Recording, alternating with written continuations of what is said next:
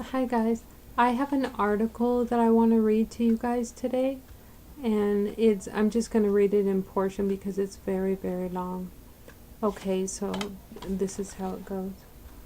Something big is about to happen, and it is not only going to happen really, really soon, it is also going to be so spectacular that it is beyond our ability to comprehend. The earth continues to groan as it longs to be free of the curse that was pronounced upon it when Adam and Eve first sinned against God, and freakish weather continues to be the new normal. We are currently experiencing 34 major wildfires burning across 11 western states and staggering amounts of rainfall in 16 eastern states. Severe heat is being felt across the entire nation. Dormant volcanoes are coming back to life. Earthquakes continue at an alarming rate and have become so common that they are seldom reported in the news. Strange, unidentified sounds coming from no apparent source or direction continue to be reported all over the world. The sounds are described as heavy scraping, to groaning, to booms or explosions, to a continuous hum, a steady droning sound that creeps in slowly in the dark of night and continues for many hours at a time, has been reported. In the Bible, we are given a message of judgment in the last days. I know you've heard of this one too. This is the Hosea prophecy. The prophet Hosea foretold how the land itself would mourn. Therefore the land mourns, and everyone who lives in it languishes, along with the beasts of the field, and the birds of the sky, and also the fish of the sea disappear. That's from Hosea 3:2. Mass animal die-offs is what happening. And the article tells us to consider this incredible loss of life. God is using the animals as a warning to us of what is about to come upon mankind. On Wednesday, August 7th, 2013, Japanese officials informed us that highly radioactive water is pouring out of the damaged nuclear power plant complex at Fukushima at the rate of 300 tons per day. This highly radioactive water is systematically poisoning the entire Pacific Ocean. Despite all of the current flooding throughout the world, fresh water is becoming scarce. 1/3 of the world's population has limited access to clean water. Egypt is ready to go to war with Ethiopia over the Nile. Pakistan is on the verge of a crisis over the lack of drinking water. Sub-Saharan Africa is in particularly dire need. In 20 African countries, more than 30% of the population does not have access to safe drinking water. Poor people. If they don't have water to drink. In chapter 24 of Matthew, Jesus told us that there would be signs in the heavens of his second coming. This seems very logical since they will be visible to the entire world. There has been a huge uptick in solar activity, especially in the southern hemisphere of the sun. And then it starts going on in this article talking about the different things, the astronomical situations that are happening in the sun and with all the solar dynamics and all that, but I'm not going to go into that. And then the article says, Jesus told us that there would be an increase of evil in the last days.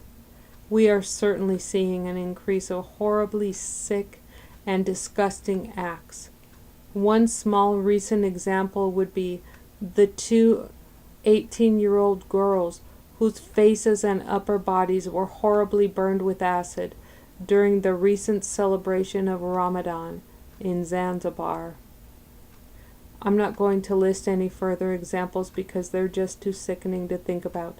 Nevertheless, the number of these acts continues to rise dramatically.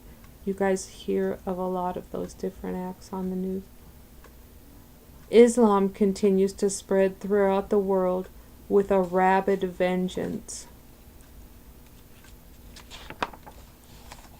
The Muslim world continues to demand that the rest of our planet accept Sharia law with all of its horrors. Islam hates Jews, Christians, and all other religions with a fanatical passion that can only be described as supernatural. There is also a huge increase in Muslim versus Muslim fighting. When the restraining influence of Christianity is snatched away from the world in the harpazo, the rapture, a single worldwide religion will form in which Islam will play a very major role. Even the leaders of Islam can sense this. Leaders in Iran are, once again, loudly proclaiming that Armageddon is at hand and to prepare for war because the arrival of the Mahdi is imminent. A major sign that the rapture and the end of the age of grace has to be near. Let me restart that. A major sign that the rapture and the end of the age of grace has to be near is the crumbling of fundamental Christian doctrines. The name of Jesus has become a dirty word in politically correct America as well as the rest of the world. That's so sad. The new Pope said it is not for him to judge homosexual priests. And listen to this one, I was so surprised. And the Vatican, you know what, I'm not even really surprised. Don't, I scratch that. I'm just not even really surprised. Anyway, it says the Vatican is even offering time off from purgatory for those who follow Pope Francis' tweets. What? Are we back to selling indulgences again? Our evangelical community is turning away from opposing homosexuality in favor of a more tolerant atmosphere. More people in the UK believe in aliens from outer space than do people who believe in God. Wow. Russia's President Vladimir Putin has publicly declared that Christianity has helped to make Russia a great nation. President Putin has called for an end to worldwide persecution of Christians. That's great, I think. While President Barack Obama has publicly declared that the United States is not a Christian nation and has remained silent about worldwide Christian persecution.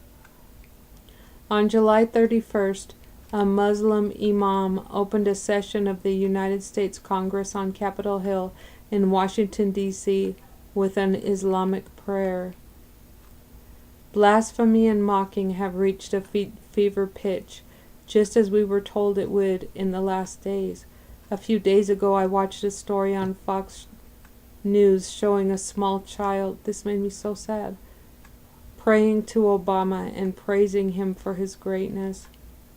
I also saw an article about a Facebook post titled, this made me sick, a Facebook post titled, Virgin Mary Should Have Aborted. I about wanted to cry. I about wanted to not tell you guys about that, but you know what? Just so you guys know it and know what's going on in our world and see how close to the Lord's return is coming, because God cannot be pleased. I can tell you that. You guys know that already.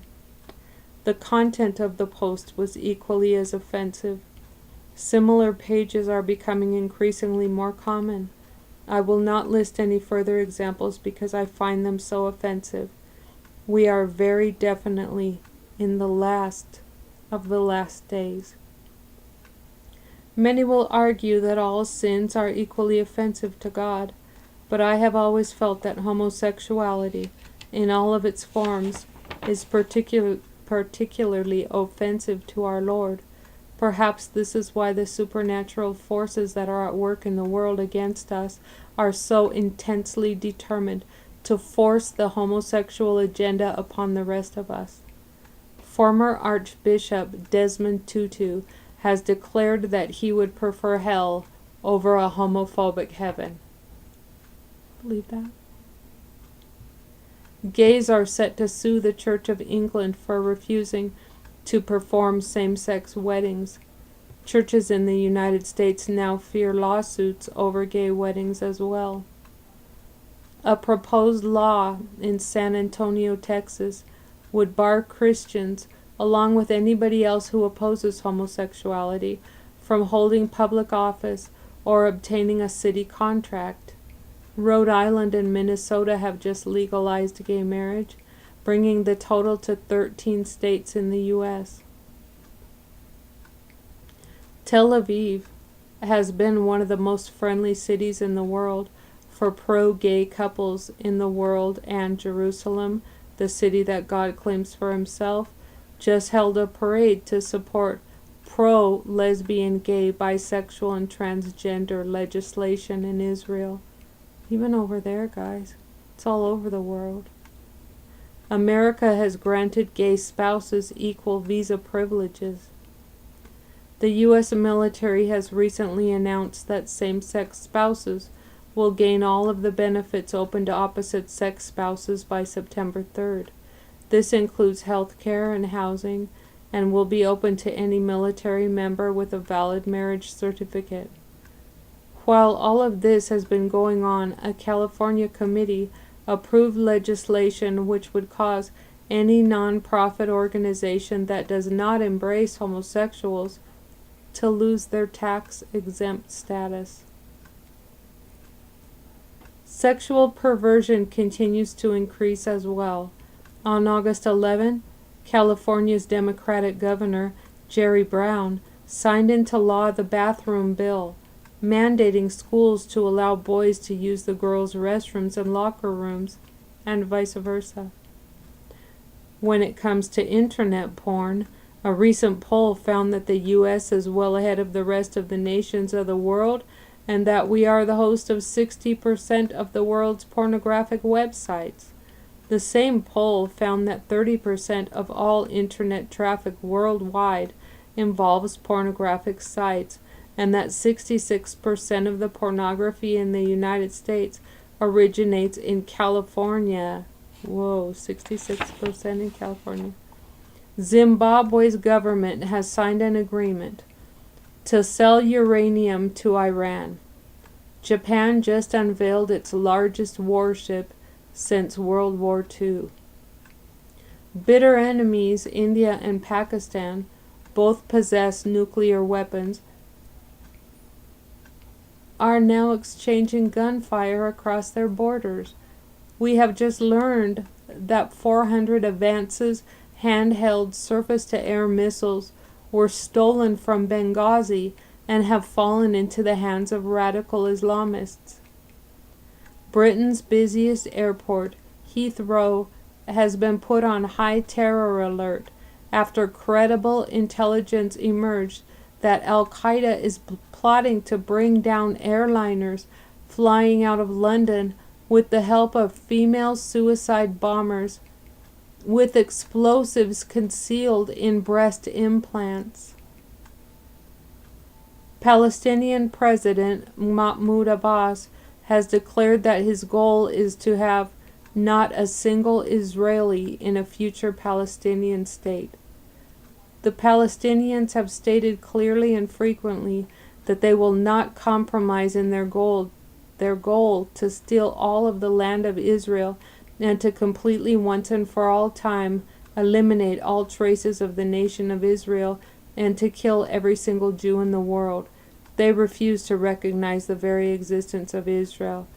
At the same time, Israel continues to bomb yet another weapons convoy in Syria and has announced plans to begin the next block of homes in the West Bank, giving preliminary approval for 1,187 new settler homes.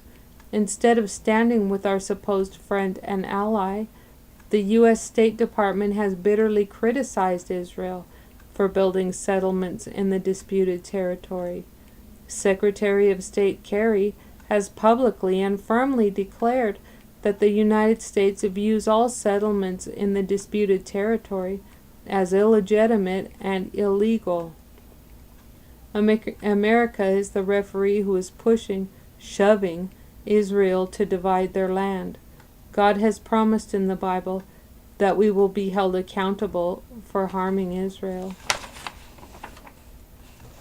Anti-U.S. hostility is rapidly increasing in Egypt. They barely tolerate our existence as they soak up billions of dollars of American foreign aid. The new president of Egypt has even refused to take calls from Obama. We are on the very, very verge of the fulfillment of Isaiah 19. Meanwhile, CNN reports that the CIA is going to unprecedented lengths to ensure that whatever it was doing in Benghazi remains secret, even going so far as to require monthly polygraph examinations of those who know the truth.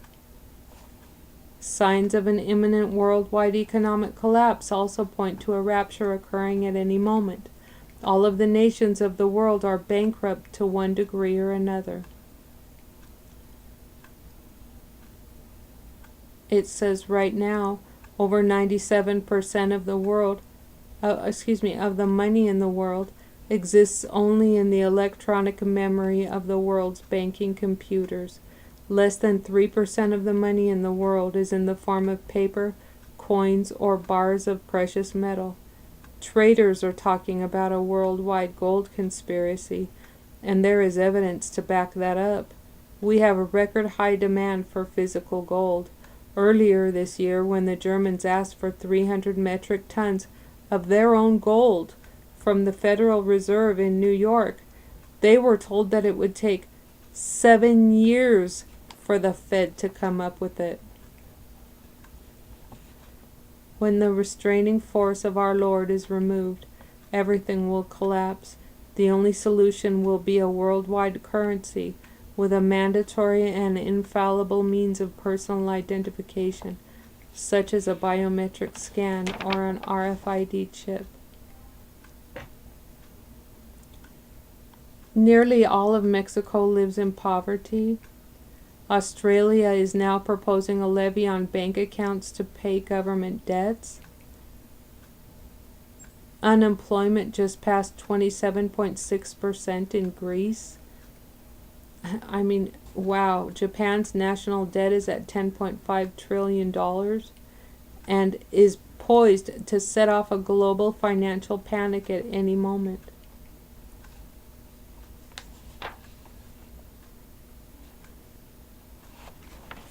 It says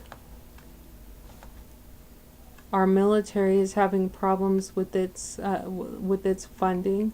Our military, you heard all that amount of money that's given in foreign aid, billions to these other countries that are using this money, these Islamic countries that are using this money for who knows what they're doing besides using it to fight with.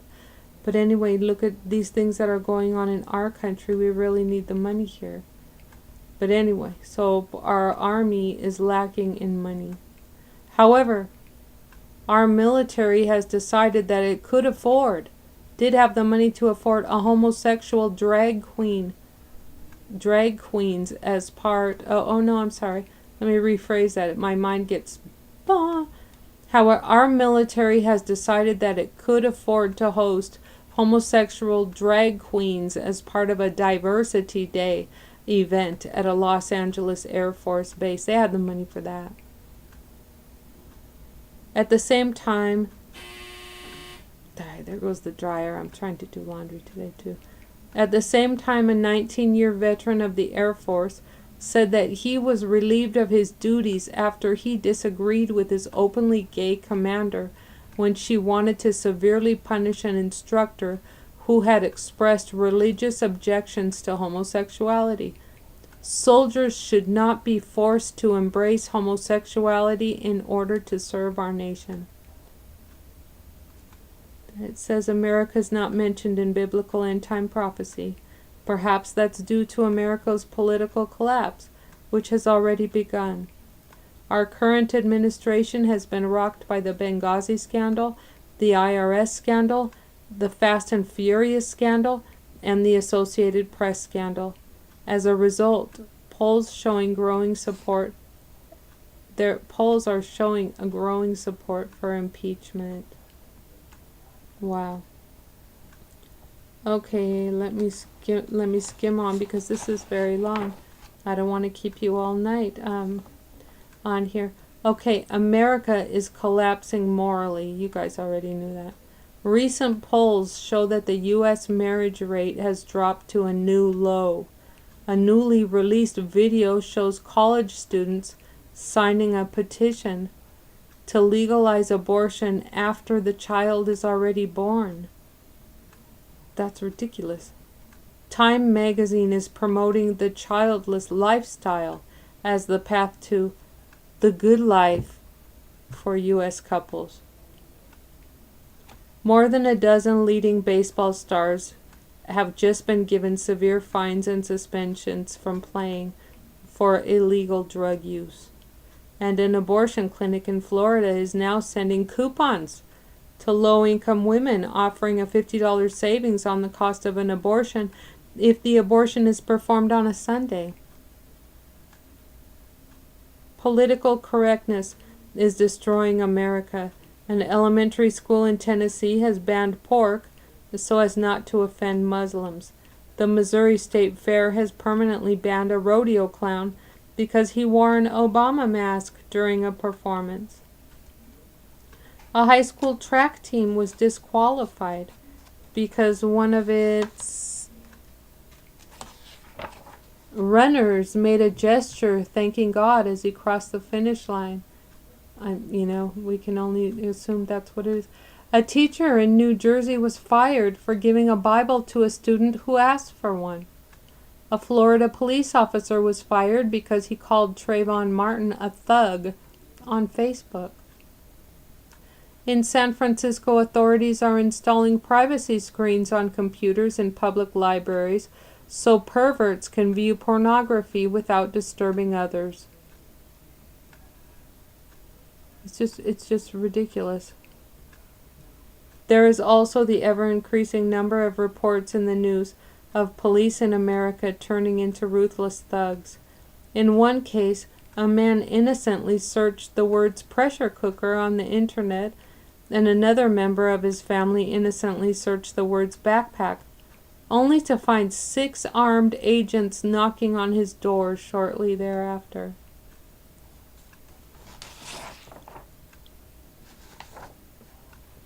The National Security Agency has broken privacy rules or overstepped its legal authority thousands of times each year since Congress granted the agency broad new powers in 2008.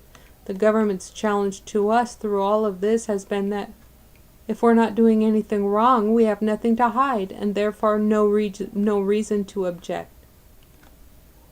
It's like, if you can't prove I'm doing anything wrong, don't snoop in my life. I'm fine. Leave me alone.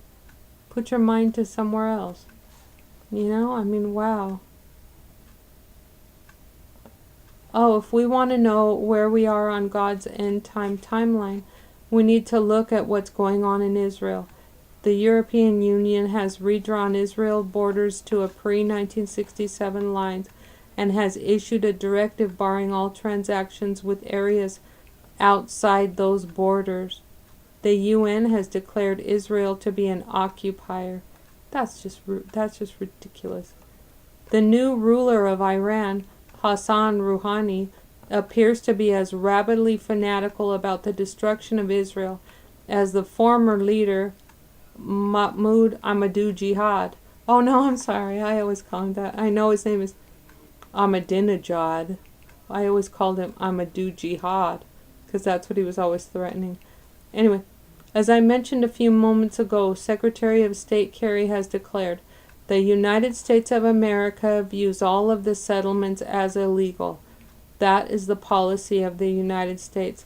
They're ridiculous. We have touched the apple of God's eye in a way that has surely made God very, very angry with us. Our own Supreme Court has struck down a law allowing Americans born in Jerusalem to list Israel on their passport as the place of birth. It just goes on more about that, and it just goes more about just the different things that the United States is doing bad to Israel. And then it says, what I find most frightening of all are the remarks by Israel's deputy foreign minister, which seem to indicate that Prime Minister Netanyahu is willing to relinquish up to 86% of the West Bank in a land for peace deal that has no possibility of ever succeeding and every possibility of angering God. The black horse of the apocalypse looms just over the horizon as world hunger increases. President Obama just signed an order banning ammonium nitrate fertilizers in the United States. This will produce a very severe negative impact on the food grown on our nation's farmlands. Advances in technology also point to our being in a time that closely parallels the days of Noah, when the gene pool of mankind and the earth was polluted by angels who rebelled against God and caused God to be so angry that he destroyed the world with a flood. We have hacked our way past the firewalls of God's computer and have gained access to the secrets of DNA that contain the codes of life. Foolishly, we have tampered with these codes, producing human-animal hybrids created in laboratories all over the planet.